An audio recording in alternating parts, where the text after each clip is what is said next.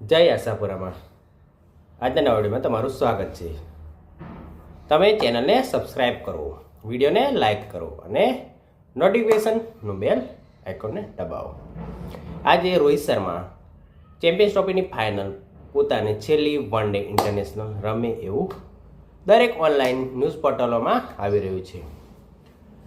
કારણ કે જય શાહે કીધું હતું કે રોહિત શર્મા આ વર્લ્ડ ટેસ્ટ ચેમ્પિયનશિપ સાયકલ અને ચેમ્પિયન્સ ટ્રોફીની ફાઇનલ આ ચેમ્પિયન્સ ટ્રોફી સુધી કેપ્ટન રહેશે.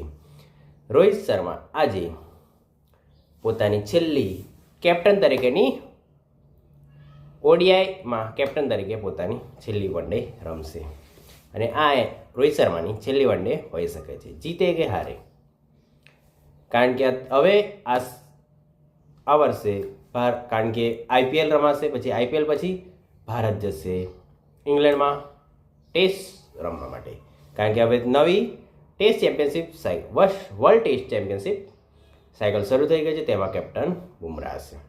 કારણ કે હવે પછી રોહિત શર્મા પોતાની છેલ્લી ટેસ્ટ ઓસ્ટ્રેલિયામાં બોર્ડર ગાવસ્કર ટ્રોફીમાં રમી ચૂક્યો છે. રોહિત શર્માએ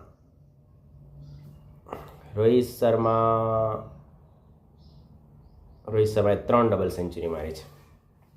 રોહિત શર્માનો હાઈએસ્ટ સ્કોર 264 રન છે. રોહિત શર્મા આજે પોતાની છેલ્લી આઈસીસી વન ડે મેચ રમશે, ઇન્ટરનેશનલ વન ડે મેચ રમશે. આજે ભારત કોઈ ટીમમાં બદલાવ કરે કે નહીં કરે, આજે ભારત ટીમમાં કોઈ બદલાવ કરે નહીં. અને બીજું પણ એવું કહેવામાં છે કે વિરાટ કોહલી પણ પોતાની રિટાયરમેન્ટ ડિક્લેર કરી દે એવું કહેવામાં આવે.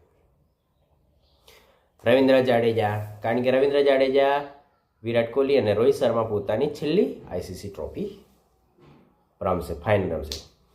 જો ભારત આજે જીતશે તો રોહિત શર્મા પાસે 3 આઈસીસી ટ્રોફી હશે.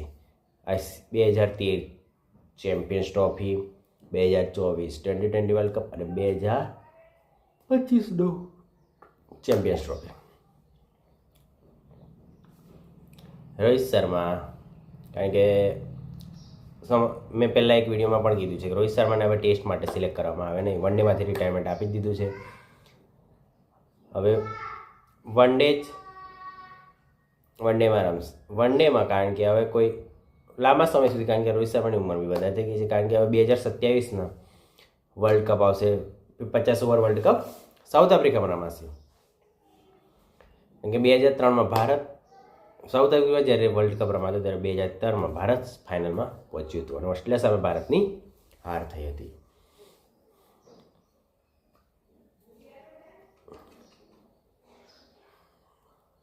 ચેનલને સબસ્ક્રાઈબ કરો.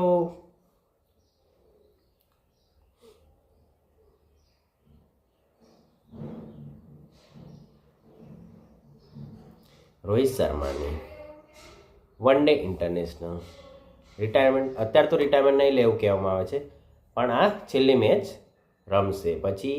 કારણ કે અત્યારે કોઈ વન ડેની કોઈ ડોમેસ્ટિક ઘરેલું ભારત કોઈ ટીમ ભારત રમવા આવે એવી છે નહીં.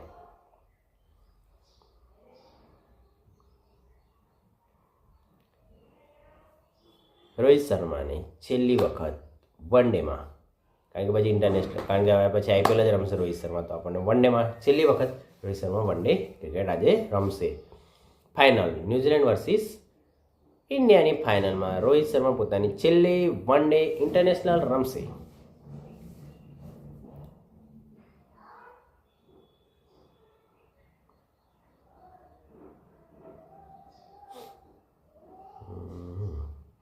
ભારતીય પ્લેઇંગ 11માં વાત કરવામાં આવે, રોહિત શર્મા, શુભમન ગિલ, વિરાટ કોહલી, શ્રેયસ અય્યર, અક્ષર પટેલ, કેએલ રાહુલ, હાર્દિક પંડ્યા, રવિન્દ્ર જાડેજા, કુલદીપ યાદવ, વરુણ ચક્રવર્તી અને મોહમ્મદ શમી. આજની પીચ ભારત અને પાકિસ્તાન વચ્ચે જે મેચ રમાઈ હતી એના જેવી પાટા વિકેટ હશે અને સ્લોવિસ, દુબઈની પીચો સ્લોવિસ છે, એટલે રન 250થી 260-270ની આસપાસ સ્કોર થવાની સંભાવના છે. રોહિત શર્મા આ મેચ જીતીને રોહિત શર્માએ ક્રિકેટ આજે રિટાયરમેન્ટ ડિક્લેર કરશે રોહિત શર્મા, કારણ કે વિરાટ કોહલી ઇંગ્લેન્ડ જશે ટેસ્ટ રમવા માટે. રોહિત શર્મા, કારણ કે રોહિત શર્માને સિલેક્ટ હવે કરવામાં નહીં આવે ટેસ્ટ માટે એવું. અને બુમરાહને ટેસ્ટનો કેપ્ટન બનાવશે. T20માં તો સૂર્યકુમાર યાદવ છે. તો વન ડેમાં કોને કેપ્ટન બનાવશે? શુભમન ગિલ હશે કે હાર્દિક પાંડ્યા? બેમાંથી કોઈ પણ એકને વન ડેનો કેપ્ટન બનાવવામાં આવશે હવેથી, કારણ કે ટૂંક સમયમાં હમણાં કોઈ વન ડેની સિરીઝ પણ આવી રહી નથી, કારણ કે હવે નવી સાયકલ આવશે. એમાં 2027ની વન ડે માટેની પ્રિપેરેશન સ્ટ્રેટેજી અત્યારથી બનાવવા મળશે, એટલે નવા કેપ્ટનની બહુ જરૂર હશે. કારણ કે રોહિત શર્મા, કારણ કે ત્યારે રોહિત શર્મા 40.5 વર્ષની ઉંમર થઈ જશે જ્યારે 2027માં, કારણ કે એ વર્લ્ડ કપ હશે જો 9-10 મહિનામાં હશે, એટલે 40 વર્ષની ઉંમર થઈ જશે.